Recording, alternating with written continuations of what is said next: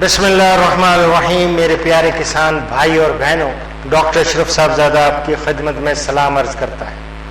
آج مجھے ایک کال موصول ہوئی میجر مشتاق صاحب کی جانب سے.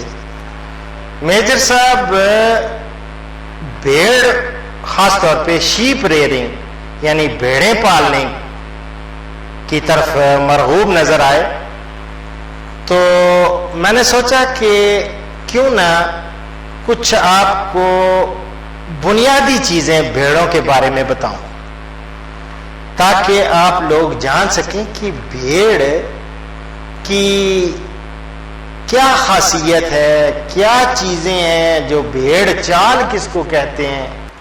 غالباً میں نے پہلے بھی کسی پروگرام میں یہ بتایا تھا، لیکن چلیں ایک دفعہ دوبارہ ریویو ہو جائے گا. یاد رکھیں کہ بھیڑ ایک جگالی کرنے والا یہ جانور ہے، اور تاریخ کے مطالعے سے پتہ چلتا ہے کہ صدیوں قبل یہ جانور جنگلی تھا، وائلڈ ہوتا تھا. اس کے جسم کے بال اس بات کی دلیل ہے کہ یہ سرد طبقوں کا جانور ہے، ٹھنڈے علاقوں کا، اور بکریوں کے جسم سے ایک خاص قسم کی بو آتی ہے. لیکن بھیڑ کے پاؤں کے نیچے ایک خاص قسم کے غدود کی وجہ سے اس کے پاؤں کے نشانات سے بو آتی ہے. یاد رکھیں، اسی لیے آپ نے دیکھا ہوگا کہ بھیڑیں جو ہیں وہ چلتی ہیں نا جب، تو وہ اگلی بھیڑ کے پاؤں کے کو سونگھتی جاتی ہے. اسی لیے کہتے ہیں نا بھیڑ چال. اور اس بو سے یہ جانور ایک دوسرے کو تلاش کر لیتے ہیں. یہی وجہ ہے کہ گلے کے سب جانور ہمیشہ یعنی یکجا وہ رہتے ہیں، اور بھیڑ، خاص طور پہ بھیڑ یا دمبے یا مینڈے کا گلے سے الگ کر کے لے جانا ایک مسئلہ پیدا کر دیتا ہے. بھیڑیں پالنا زمانہ قدیم سے انسان کا روایتی پیشہ چلا آ رہا ہے، اور آسٹریلیا، نیوزی لینڈ اور ارجنٹینا میں بھیڑوں کی افزائش وسیع پیمانے پر کی جاتی ہے. اب دیکھیں گے ہزار بھیڑیں آپ کو غلے نظر آئیں گے، بھیڑیں ہی بھیڑیں. اور بھیڑوں کی پرورش ان ملکوں کی خاص دولت ہے. بھیڑ ہی ایک ایسا جانور ہے جو ازل سے انسان کو خوراک و پوشاک کا سامان، مثلا گوشت، اون اور کھالیں فراہم کرتا رہا ہے، اور کھیتوں سے جڑی بوٹیاں تلف کرنے کے علاوہ اعلیٰ درجے کی حیوانی کھاد مہیا کر کے زمین کی زرخیزی کو بھی مزید تقویت بخشنے میں ہمارا یہ معاون ثابت ہوتا ہے. اور شاید اسی وجہ سے بھیڑ کو سنہری کھروں والا جانور کہا جاتا ہے. یاد رکھیں، بھیڑ کا دودھ زود ہضم ہوتا ہے، اور اس کی جو پراپرٹیز ہیں، اس کے جو فزیکل پراپرٹیز کیا کہیں گے اردو میں، طبی خواص جو ہیں، وہ ایک خاص طبی خواص رکھتا ہے.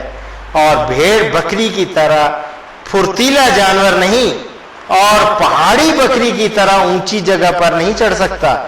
بھیڑ عموماً 1 یا 2 بچے دیتی ہے، اور مدت حمل جو ہے، اس کا پریگننسی پیریڈ جو ہے وہ 150 دن، اور اوسط عمر اس کی 15 سال کے لگ بھگ ہوتی ہے. یاد رکھیں، 15 سال یہ اس کی تقریباً اتنی اوسط میں بتا رہا ہوں ایک بھیڑ کی عمر ہوتی ہے. اور آبادی میں چونکہ روز افزوں اضافے اور غذائی ضروریات کی قلت نے زراعت پیشہ لوگوں کی توجہ وسیع تر رقبہ پر نقد آور اجناس یہ کاشت کرنے کی طرف مبذول کرائی ہے. اس طرح بنجر رقبے، زیر کاشت آنے والی، یعنی یہ ان کی وجہ سے لوگ بنجر کا رقبے جو تھے نا، وہ ان کو تو زیر کاشت لے آئے ہیں لوگ. اس کی وجہ سے چراگاہیں جو ہیں وہ بہت ہی، میں سمجھتا ہوں، ناپید ہو گئی ہیں، اور نتیجتاً خوراک میں کمی کے باعث بھیڑوں کے فروغ کے مواقع محدود ہوتے جا رہے ہیں اور ملکی سطح پر اس کاروبار میں اضافہ نہ ہونے کے برابر ہے.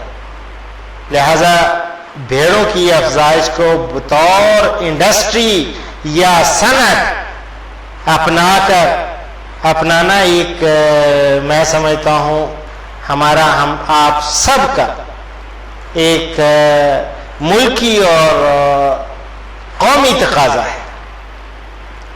اور بھیڑوں کی افزائش میں نسل، خوراک، نگہداشت، صحت اور مارکیٹنگ جیسے پہلوؤں کو مناسب اہمیت دینا کاروبار میں معقول آمدنی اور منافع کا ضامن ہے.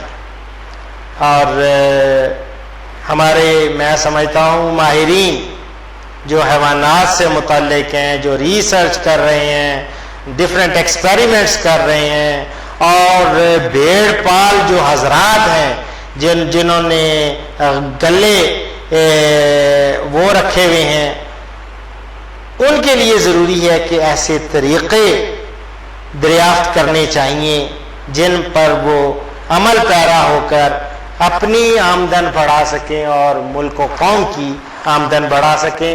تو میجر مشتاق صاحب کے لیے خصوصاً چونکہ وہ انٹرسٹڈ تھے کہ شاید بھیڑ بکریاں جو ہیں، بھیڑیں خاص طور پہ بھیڑوں کا اور بکریوں کا بھی میں نے اوصاف تو ان کو بتا دیے، تو یاد رکھیں یہ ان کا میں سمجھتا ہوں کہ ان کی جب ہم نیوٹریشن کو دیکھتے ہیں، خوراک کو دیکھتے ہیں، تو تجربات اور مشاہدات سے ثابت ہوا ہے کہ بھیڑ بکریاں عموماً کھلی جگہ پر چرنا پسند کرتی ہیں. باڑے کے اندر پابند کرنے سے ان کی نشو و نما متاثر ہوتی ہے. دراصل چرائی کے دوران انہیں چارے کے ساتھ ساتھ مختلف انواع و اقسام کی جڑی بوٹیاں، گھاس پھوس اور درختوں کے پتے وغیرہ بھی کھانے کو ملتے ہیں جو ان کی غذا کو متوازن بنانے میں اہم کردار ادا کرتے ہیں.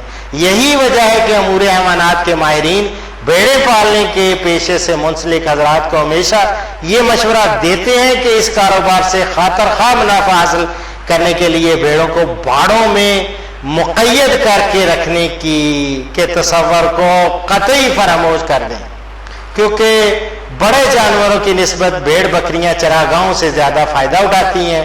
اس لیے میں سمجھتا ہوں کہ ان کو پلیز آپ لیکن اضافی اگر آپ ان کو سستا اور متوازن ونڈا دیں گے تو اس میں ان کی زیادہ نشو و نما ہوگی. اور یہ اضافی طور پہ جب دیں گے، اور خاص طور پہ جو باڑوں میں ان کے لیے خوردنی نمک کے ڈلے وہ کھرلیوں میں موجود ہونے چاہیے، اور ان کو تازہ پانی اور فریش واٹر وہ مہیا کرنا چاہیے. اس سے ان کی نمکیات کی کمی وہ بھی پوری ہوگی، اور ان جانوروں سے میں سمجھتا ہوں گوشت، چمڑا، ہڈیاں اور بال وغیرہ وہ بھی ان کے بہتر آپ کو آمدن کا ذریعہ بن کے آپ کو بہتر منافع دے سکیں گے. اسی کے ساتھ ڈاکٹر اشرف صاحبزادہ آپ سے اجازت چاہتا ہے. انشاءاللہ اگلے پروگرام میں ملاقات ہوگی بشرطے کہ زندگی نے وفا کی. لیکن اس پروگرام کے اختتام میں ایک حدیث مبارک. حضرت انس رضی اللہ تعالیٰ عنہ روایت فرماتے ہیں کہ رسول اللہ صلی اللہ علیہ وسلم نے فرمایا کہ قسم ہے اس ذات کی جس کے قبضہ میں میری جان ہے، کوئی شخص اس وقت تک مومن نہیں ہوگا جب تک اپنے مومن بھائی کے لیے وہی پسند نہ کرے جو اپنے لیے پسند کرتا ہے. بخاری اور مسلم سے میں کوٹ کر رہا ہوں. اسی کے ساتھ ڈاکٹر اشرف صاحبزادہ آپ سے اجازت چاہتا ہے. انشاءاللہ اگلے پروگرام میں ملاقات ہوگی. فی امان اللہ.